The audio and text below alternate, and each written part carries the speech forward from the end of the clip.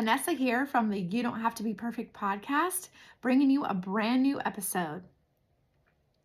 Oh, what a wonderful world it would be if we obeyed God's law.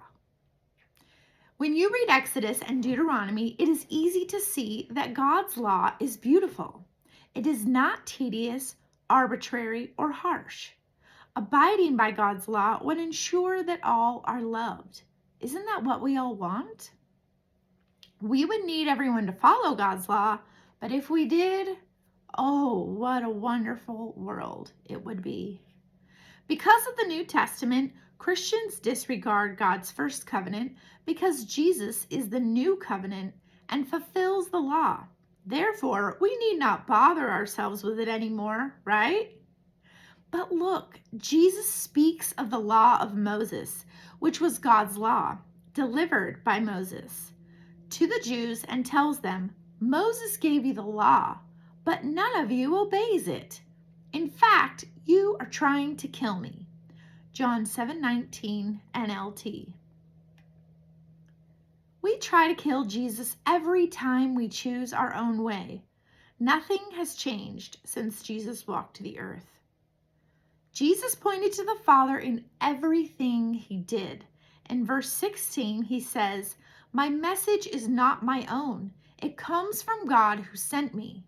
John 7:16 NLT. And that is just one of the many times Jesus makes a statement like that. It is all throughout the Gospels. If we proclaim to love Jesus, we must look to the Father as Jesus did. We must dedicate our lives to knowing his ways. You won't find God's ways outside of his word. He wrote them down for our benefit in the Bible so we wouldn't need to wonder. I know the whole world won't submit and follow him, but I still hope and pray that Christians would. If the world can't see a noticeable difference in how we live, then we aren't doing it right. Jesus lived differently, and people definitely noticed. The ones who the Father chose for him believed, followed, and were blessed. The ones who rejected him killed him to remove the threat he posed on their current way of living. Dear Christians, if we long to see a better world, we must go to the Father, not just for our needs, but to learn his ways and carry them out in spirit and in truth.